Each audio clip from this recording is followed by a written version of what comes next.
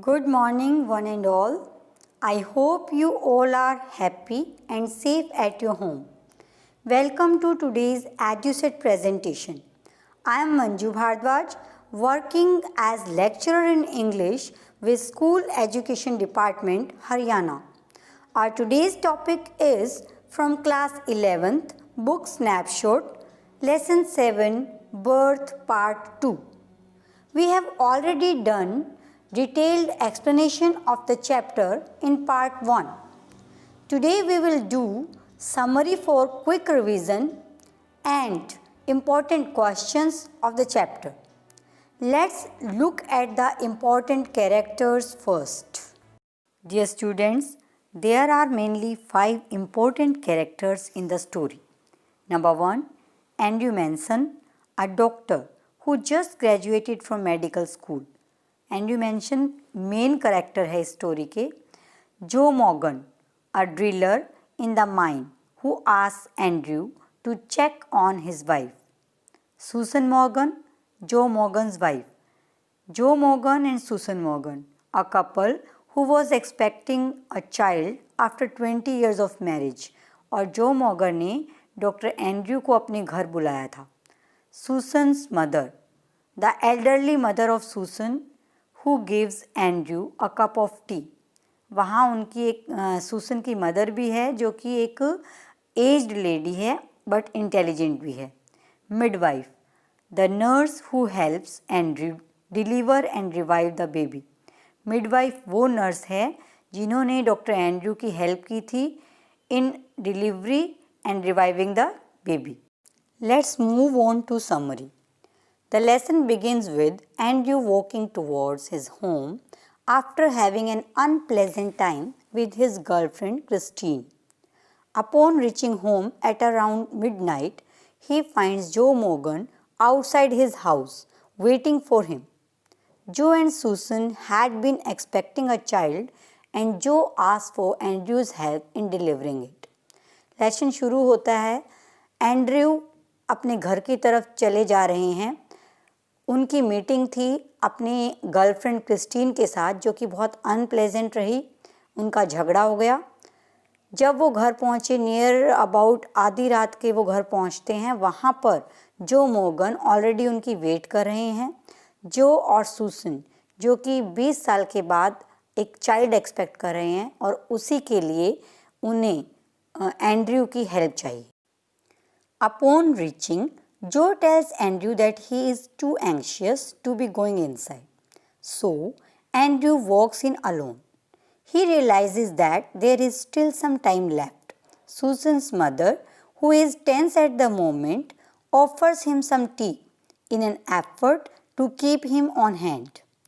While he is sipping his tea, he begins thinking about his girlfriend. He recalls how his friends too are having hard times in their relationships. जब वो जो के घर पहुंचते हैं तो जो अंदर जाने से मना कर देता है क्योंकि वो बहुत टेंशन में है. एंड्रयू अकेले ही अंदर जाते हैं और अंदर जाकर जब वो देखते हैं तो उन्हें एहसास होता है कि डिलीवरी में अभी भी टाइम है. सुसन की मदर जो कि बहुत टेंस थी उस मोमेंट पे, वो उन्हें चाय ऑफ़र करती है ये सोचकर कि वापस ना चले जाएं डॉक्टर. जब वो चाय पी रहे होते हैं रसोई घर में बैठकर तो वो फिर से सोचने लग जाते हैं कि किस तरह से उनका झगड़ा हुआ था अपनी गर्लफ्रेंड के साथ और रिकॉल्स भी करते हैं कि जो उनके फ्रेंड्स हैं उनका भी रिलेशनशिप अच्छा नहीं चल रहा. उनके रिलेशनशिप्स में भी झगड़े हो रहे थे.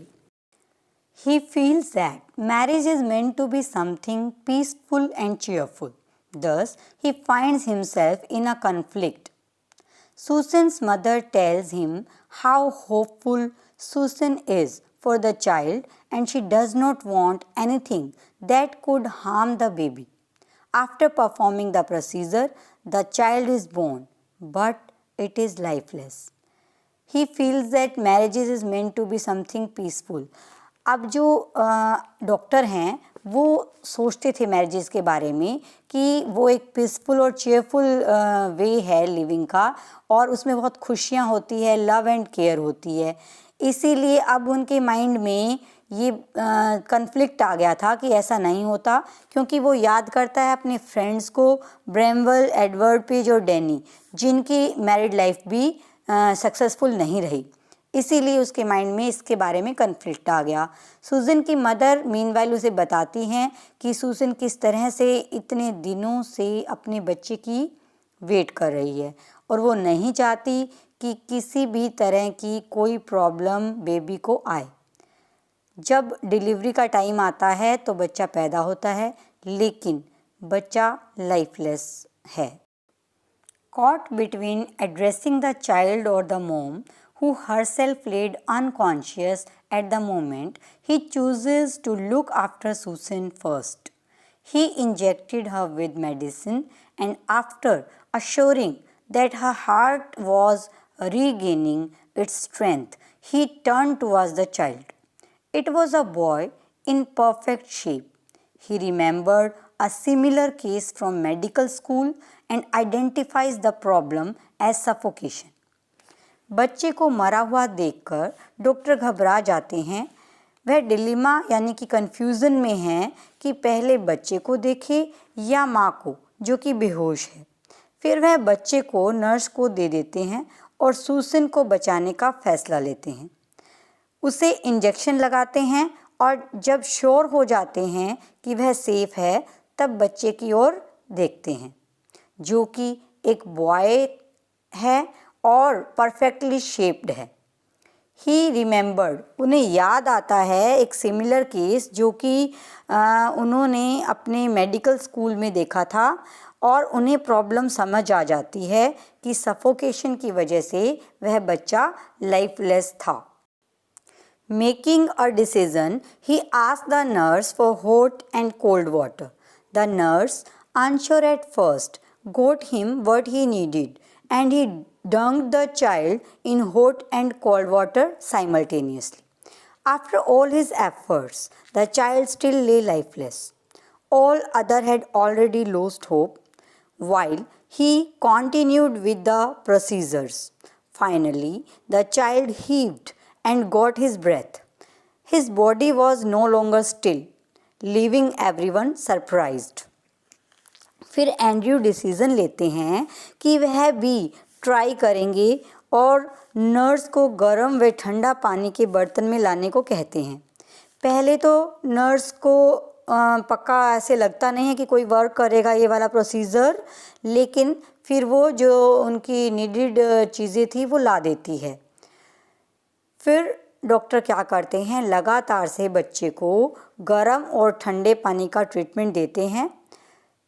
काफ़ी कोशिशों के बावजूद जो बच्चा था अभी भी वो लाइफलेस था। बाकी के सभी लोगों ने सारी उम्मीदें छोड़ दी थी, लेकिन डॉक्टर को याद आता है किस तरह से ये जो कपल था वो इतने दिनों से अपने बच्चों को, after a long period of 20 years, उनको ये एक्सपेक्टेशन हुई थी, तो उनके निराश चेहरे वो उसके फेस के आगे घूमने लगते हैं। और उसकी जो ग्रैंड मदर थी वो भी बहुत उम्मीद रखे हुई थी, वो सब उसे याद आता है और वो फिर से एक कोशिश करने की सोचता है। अब उसने क्या किया, बच्चे को टॉवल से रब किया और उसकी जो चेस्ट थी उसे प्रेस किया। फाइनली चमत्कार हो जाता है, बच्चा सांस लेता है। उसकी जो बॉडी थी वो अब लाइफलेस नहीं थी। हर कोई हैरान हो जाता है और खुश हो जाता है ये देखकर कि बच्चा रिवाइव कर रहा था। The nurse muttered words of prayer while holding the child. The grandmother was also praying, while Susan still lay unconscious. Exhausted, Andrew left while informing Joe that all went well. While he was walking home at around 5 in the morning, his heart was soaring at having accomplished something real in his life. Nurse बच्चे को हाथ में लेकर prayer बोल रही थी। Grand mother भी prayer कर रही थी। डॉक्टर एंड्रयू उनके लिए इस वक्त भगवान की तरह थे। सूसन अभी भी बेहोश थी क्योंकि क्लोरोफॉर्म का असर अभी भी था। एंड्रयू रिलीफ फील कर रहे थे, लेकिन इस प्रोसेस में पूरी तरह एग्जॉस्ट यानी कि थक चुके थे, क्योंकि इतना लंबा टाइम स्ट्रगल और टेंशन चली थी। उससे पहले भी क्रिस्टीन की वजह से वो परेशान थे। वहाँ से चले तो आधी रात का टाइम था और अब नियरली सुबह हो चुकी थी। तो इतने लंबे टाइम से और ये टेंशन स्ट्रगल से वो बहुत ही एग्जॉस्ट हो चुके थे। बच्चों देखो, इसीलिए तो डॉक्टर्स को भगवान बोला जाता है। They never mix their professional and personal life. खुद किसी भी सिचुएशन में हो, पेशेंट के लिए 100% देना ही होता है। जब वह बाहर निकले डॉक्टर, तो जो को बताया कि सब ठीक था। जो बाहर टेंशन में एंड्रयू की वेट ही कर रहा था। लगभग सुबह के 5 बजे थे जब एंड्रयू वापस घर जा रहे थे, लेकिन अब उनके मन में सेटिस्फेक्शन थी कि उन्होंने भी अपनी लाइफ में कुछ रियली में अच्छा कर लिया था। अब तो ये हमारी समरी ऑलमोस्ट कंप्लीट हो गई स्टूडेंट्स। आप मुझे बताएं, अगर आपको पूरी तरह से समझ आई है तो जो प्रोफेशनल लाइफ है डॉक्टर की, क्या वो आज के बाद यानी कि इस दिन के बाद सेम रहने वाली थी? नहीं, उनकी प्रोफेशनल लाइफ जो थी, पर्सनल लाइफ में तो सेंस ऑफ अचीवमेंट आने की वजह से वो बहुत कॉन्फिडेंट हो ही गए थे। प्रोफेशनल लाइफ में भी ये इंसिडेंट टर्निंग पॉइंट साबित होने वाला था, क्योंकि उन्होंने जो इतना बड़ी अचीवमेंट की थी, एक मरे हुए बच्चे को फिर से ज़िंदा कर दिया था। इस वजह से अब वो बहुत फेमस होने वाले थे और यही उनकी प्रोफेशनल लाइफ को भी एक अलग ही हाइट पर ले जाने वाला था। सो डियर स्टूडेंट्स, ये थी हमारी समरी। आई होप आपको अच्छे से समझ आ गई है। आइए अब हम इस लेसन के सभी इम्पॉर्टेंट क्वेश्चंस को डिस्कस कर लेते हैं। Question number 1 is, who is Andrew Manson? Andrew Manson कौन है? Andrew Manson is a young doctor. He is newly out of medical school and has just begun his medical practice in the small Welsh mining town of Blenheim. He is an assistant of Dr. Edward Page. Andrew Manson एक young doctor है जिन्होंने अभी अभी अपनी medical studies complete की हैं और अब वो ब्लेनली में एक असिस्टेंट की तरह काम कर रहे हैं। एडवर्ड पेज के वो डॉक्टर एडवर्ड पेज की असिस्टेंट हैं। स्टूडेंट्स, जब हम मेडिकल स्टडीज़ की कंप्लीट करते हैं, अपनी डिग्री कंप्लीट कर लेते हैं, तो उसके बाद हमें एज एन असिस्टेंट किसी जो फेमस डॉक्टर होते हैं उनके असिस्टेंट की तरह हमें प्रैक्टिस करनी पड़ती है। तो एंड्रयू मैनसन फिलहाल एक असिस्टेंट डॉक्टर हैं। Next question is, what do you know about जो मॉर्गन एंड हिज वाइफ? आप जो मॉर्गन और उनकी वाइफ के बारे में क्या जानते हैं? Answer is, Joe Morgan is a resident of Blenheim. He and his wife, who have been married for 20 years, are expecting their first child. जो मॉर्गन और उनकी वाइफ ब्लेनली में रहते हैं और शादी के 20 साल बाद अब उनको बच्चा होने वाला था। They have requested Andrew's services in the delivery of the child. और उन्होंने डॉक्टर एंड्रयू से रिक्वेस्ट की है कि उनके बच्चे की बर्थ में उनकी हेल्प करे।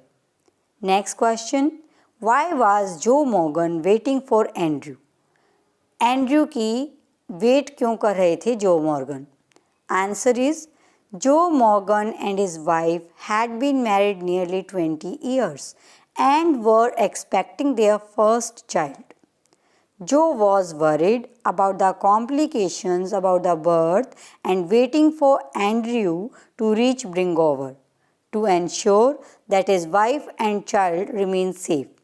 जो मॉर्गन 20 सालों से शादीशुदा थे, इसके बावजूद उनके कोई बच्चा नहीं हुआ था और अब उनका पहला बच्चा होने वाला था। इसलिए जो बहुत वरीड था कि इसमें कोई कॉम्प्लिकेशन ना आए, बेबी की बर्थ में कोई कॉम्प्लिकेशन ना आए, इसीलिए वो एंड्रयू की वेट कर रहा था ब्रिंगओवर पहुंचने के लिए और वो पक्का करना चाहता था कि उनकी वाइफ और उनका बच्चा दोनों ही सेफ रहें। Our next question is, what was the old woman's fear? How did Andrew reassure her? Old women कौन है? सुसन्स मदर। तो उन्हें क्या डर था और एंड्रयू ने उन्हें कैसे आश्वस्त किया? Answer is when the old women return with a cup of T, Andrew smiled faintly. He noticed the old woman, her wisdom in experience, and realized that there had been a period of waiting. जब old women चाय लेकर वापस आई तो Andrew smile करते हैं उनको देखकर. उन्होंने ये नोटिस किया कि ये जो लेडी हैं ये बहुत ही बुद्धिमान हैं और एक्सपीरियंस्ड हैं और उन्हें एहसास हो गया कि बच्चा पैदा होने में अभी टाइम है. She was afraid he would leave the case saying he would return later. तो जो लेडी थी उन्हें ये डर था कि डॉक्टर टाइम होने की वजह से केस छोड़कर चले जाएंगे या फिर ये कहेंगे कि वो बाद में आ जाएंगे क्योंकि बहुत लेट टाइम था और डॉक्टर बहुत थका हुआ था. But he assured her that he would not run away. लेकिन डॉक्टर ने लेडी को अश्योर किया, आश्वस्त किया कि वो भागेगा नहीं. डियर स्टूडेंट्स, आई होप आपको आंसर्स समझ आ रहे हैं. Our next question is, what dilemma was Andrew caught in? How did he resolve it? Dilemma mean confusion. Andrew किस confusion में था और किस तरह से उसने इस confusion को दूर किया? Answer is, after an hour-long struggle, the child was born lifeless and the mother was in a critical state. Andrew was torn between his desire to attempt to save the child and his obligation towards the mother. 1 घंटे की struggle के बाद बच्चा जो था वो lifeless पैदा हुआ, यानी कि मरा हुआ पैदा हुआ और मदर की जो स्टेट थी वो भी क्रिटिकल थी. इसीलिए एंड्रयू इन दोनों के बीच में कि किसे पहले बचाया जाए ये कन्फ्यूज़न उनकी माइंड में आ गई थी. वो इस चीज़ के बीच में फंसे थे कि बच्चे को पहले बचाए या फिर उनकी जो ड्यूटी थी मदर की तरफ वो पूरी करें. ही ओवरकेम द डिलेमा. लेकिन जल्दी ही उन्होंने कन्फ्यूज़न दूर कर ली. इंस्टिंक्टिवली अपनी इंसाइट, अपनी अंतर्दृष्टि का यूज़ किया. He gave the child to the nurse and turned his attention to Susan Morgan. उन्होंने बच्चे को तो नर्स को दे दिया और पहले उन्होंने सुसन मॉर्गन को अटेंड किया. Let's move to our next question. Question is, what did Andrew think was wrong with the child? What did he do? Andrew को क्या लगा था कि बच्चे के साथ क्या गड़बड़ है और उसे ठीक करने के लिए उसने क्या किया? Answer is, Andrew saw the child was a perfectly formed boy.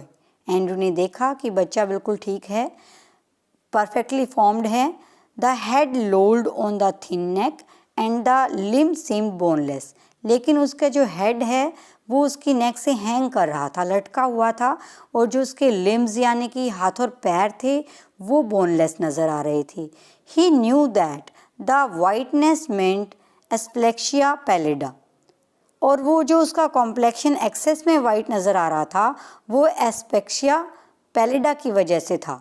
He thought of the treatment he remembered being used at the Samaritan. उसे वो ट्रीटमेंट याद आया जब वो स्मैरिटन में था तो वहाँ सेम केस हुआ था.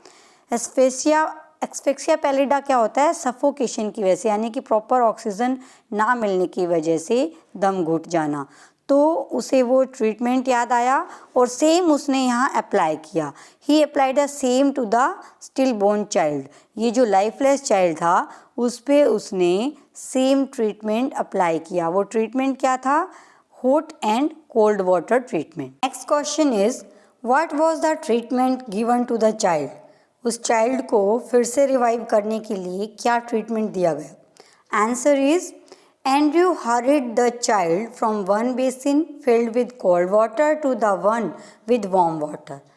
He continued his efforts for half an hour. Andrew ने बच्चे को hot and cold water treatment दिया. कॉन्टीन्यूसली वो आधा घंटा तक बच्चे को पहले हॉट वाटर, फिर कोल्ड वाटर, फिर कोल्ड वाटर से हॉट वाटर में ट्रांसफ़र करता रहा. बट टू नो अवेल, लेकिन इस चीज़ का कोई फ़ायदा नहीं हुआ। Lastly he rub the child with a rough टाल, उसके बाद उसने क्या किया, बच्चे को एक रफ टाल से रब किया। Crushing and releasing the little chest with both his hands, और उसने उसकी छोटी सी चेस्ट को अपने दोनों हाथ से क्रश किया और फिर रिलीज़ किया, क्रश किया और रिलीज़ किया। Till the child finally gave a cry, और ऐसा करते करते उसने ऐसा तब तक किया जब तक कि बच्चा रोने नहीं लगा। और जैसे ही बच्चे ने क्राई किया तो सभी खुश हो जाते, और इसी मेथड से डॉक्टर ने बच्चे को रिवाइव किया। डियर स्टूडेंट्स, हमने अपने शॉर्ट आंसर्ड क्वेश्चन डिस्कस कर लिए हैं। Now let's move to some of the long answered question. Question number 1. Andrew's visit to the Morgans gave him pleasure and satisfaction that he had not achieved earlier. Justify. Andrew की जो Morgan family के घर visit थी, उसने ना केवल उसे pleasure दी बल्कि आत्मसंतुष्टि भी दी, जो कि उसे पहले कभी नहीं मिली थी। हाउ, कैसे? Answer is at 3:30 after an hour difficult struggle the child was born lifeless.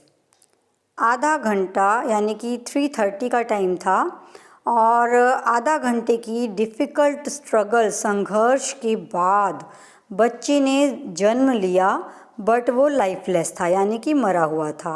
Andrew attempted to revive the mother who lay collapsed and almost pulseless. पहले एंड्रयू ने कोशिश की कि वो मदर को बचा ले, क्योंकि वो ऑलमोस्ट कोलैप्स होने वाली थी और उसकी जो नब्ज़ थी वो भी डूबती जा रही थी। Andrew then turned his attention to the lifeless baby.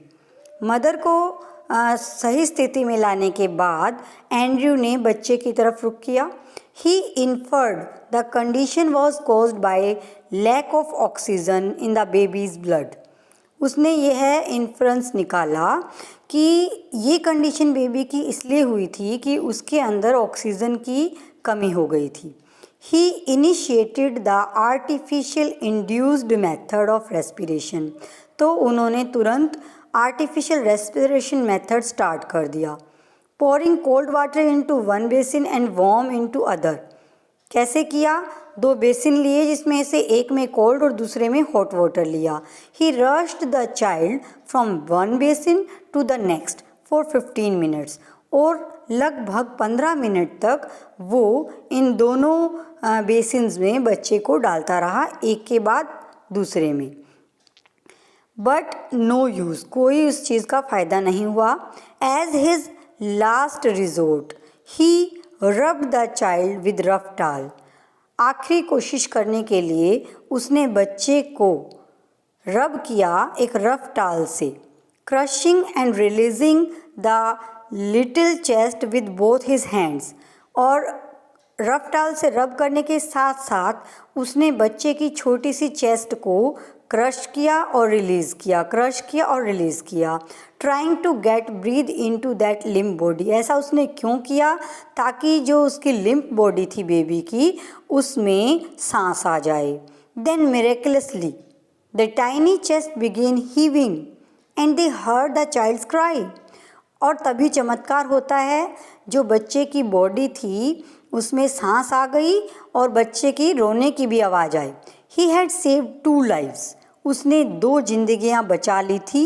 And was eternally relieved at having done something real at last. और वो इस बात से बहुत ही संतुष्ट था। Eternal mean everlasting. वो बहुत संतुष्ट था इस बात से कि उसने आखिर एक बहुत ही अच्छी चीज़ यानी कि समथिंग रियल, कुछ स्पेशल अपनी लाइफ में कर लिया था।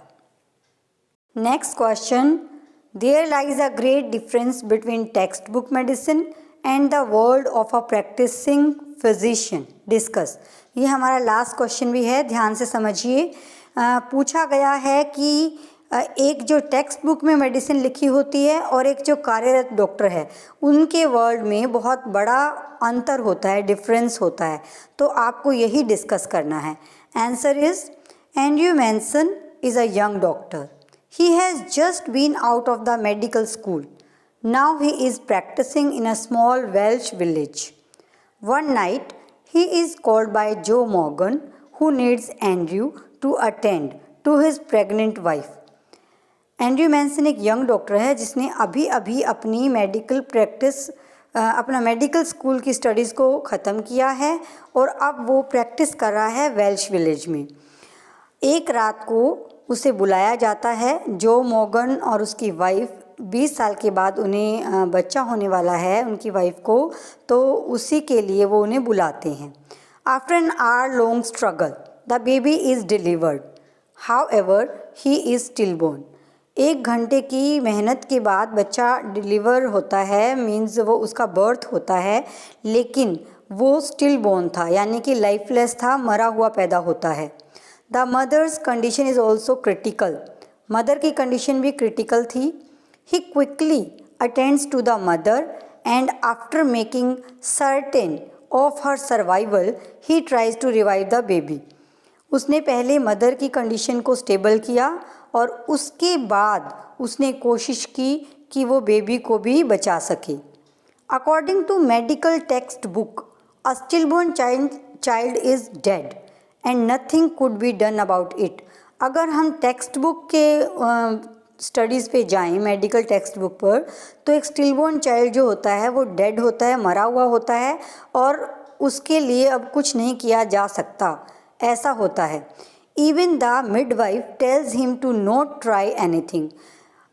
यहाँ तक कि मिडवाइफ, जिसे हम दाई भी बोलते हैं, उसने भी डॉक्टर को बताया, उस नर्स ने भी डॉक्टर को बताया कि अब वो कुछ ट्राई नहीं कर सकते, उन्हें नहीं करना चाहिए।